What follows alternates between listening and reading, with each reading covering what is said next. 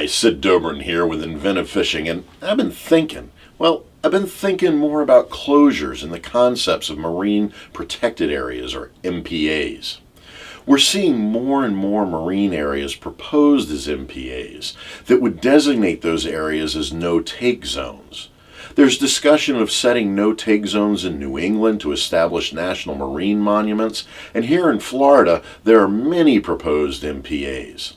Last year, the National Park Service designated part of Biscayne Bay as an MPA, despite the recommendations to the contrary from Florida Wildlife Commission. A large conglomerate of organizations have banded together under the title Our Florida Reefs to propose a large no-take zone running from St. Lucie Inlet through Key Biscayne.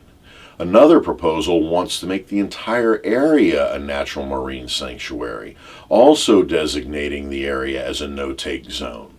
Now, ultimately, these proposals would place nearly 30% of the region off limits to recreational fishing. And yes, I've been thinking about this closure mentality that seems to be emerging at a rapid rate within conservation conversations. Now, the problem that I have primarily with this conversation is that none of the groups calling for these closures have provided any kind of scientific evidence to support the claim that closing the areas to recreational fishing will have any kind of positive impact in terms of marine or reef restoration. What's also frustrating is that Our Florida Reefs seems to have been ignoring the public opinion about these closures. For example, in February of 2016, just a couple of months ago, Keep Florida Fishing, an advocacy arm of the American Sport Fishing Association, submitted more than 2,200 public comments and petition signatures to the Florida Department of Environmental Protection for consideration during the March 8th through 9th, 2016 Our Florida Reefs meeting. But ORF excluded the petition from discussion and excluded the comments from their records. Now look, let me be clear. I am all in favor of protecting our reefs. This is an incredibly important issue, not just in Florida, but globally. I have a tremendous amount of respect for the organizations that make up the Southeast Florida Coral Reef Initiative, to which the Our Florida Reefs effort is attached. But I have little tolerance for silencing of public voices in order to control a conversation. I also have a problem with policy decisions like MPAs being implemented without significant scientific data to support those policies. To be clear, Our Florida Reefs makes many good, accurate arguments about reef protection. However, their logic and evidence regarding closures to recreational fishing are fallacious. On their web pages, Our Florida Reefs identify that since the 1990s, recreational fishing has out-harvested commercial fishing, that commercial fishing decreased 50% 2 decades ago and 73% in this past decade.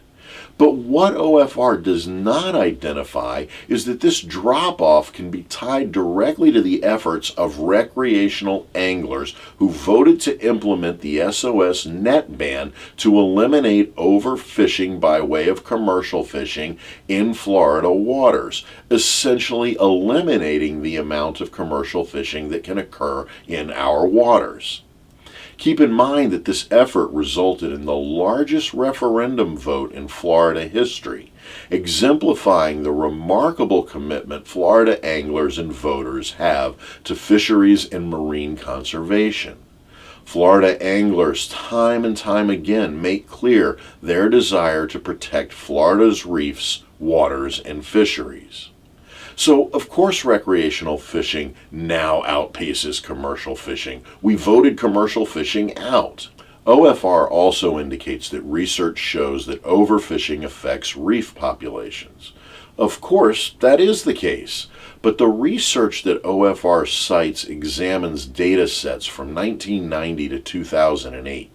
the same decades immediately following the commercial net bans, when fish had not yet recovered from decades of over-harvesting by commercial efforts. Interestingly, too, this same study that OFR cites for this data clearly identifies that recreational harvest in this same period did not decline.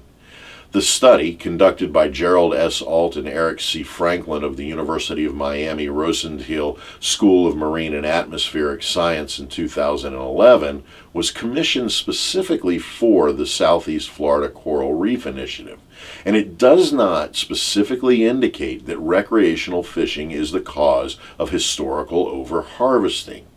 The study also says that any management policy implemented beyond current policies, be they enclosure or stricter limitations, must be considered in terms of fisheries population issues in the, quote, context of the entire fishery domain, not just the Southeast Florida region. The OFR webpage suggests that recreational fishing is the direct cause of the overfishing, a claim that, while not directly made, is highly suggested. And this seems more than dubious to me, and either a misrepresentation of the Alt-Franklin study at best, or a rhetorical move to influence our interpretations of that study. Likewise, the Alt and Franklin study, now 5 years old and dealing with data sets more than a decade old, specifically says that before policies are implemented, quote, the most critical need is fishery-independent surveys of the reef fish targeted by fisheries in the Florida region that integrates with existing survey efforts. That is, we don't yet have enough data to make informed policy decisions. Look, we can and should take into account the community input information that OFR is ignoring and identify that closures by way of MPAs are not a popular approach. Why would they be? There are over 3 million resident and visiting anglers in Florida. Florida's Coastal Conservation Association, which represents 13,000 recreational and conservationist anglers in Florida, has made it plain its opposition to this recommended management action.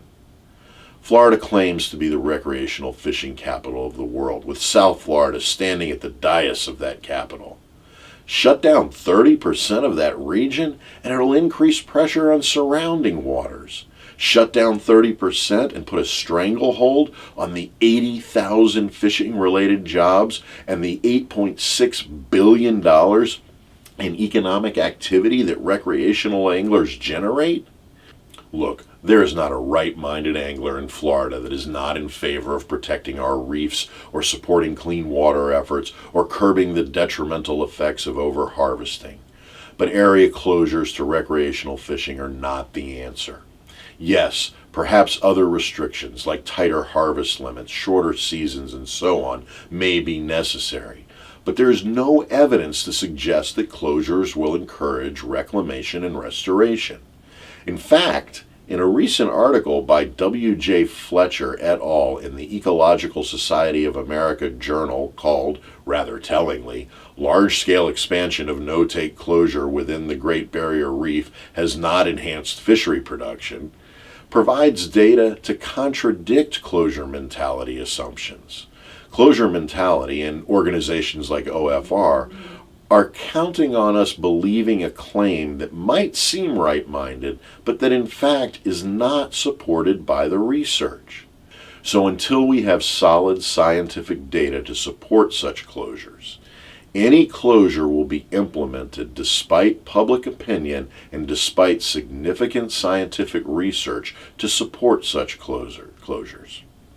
So here's what we need to do. Every single recreational in Florida and throughout the United States where closures are being discussed, let our Florida reefs know that you oppose closures to recreational fishing in MPAs. The 3 million of us in Florida need to be heard as a powerful voting bloc. Then we need to join groups like Keep Florida Fishing, who are actively working to make your voice heard about issues like this that affect all recreational anglers. And if you can, attend the Our Florida Reefs meetings and let the OFR hear your voice. Let's work together to ensure our rights to access our fisheries. Fish on.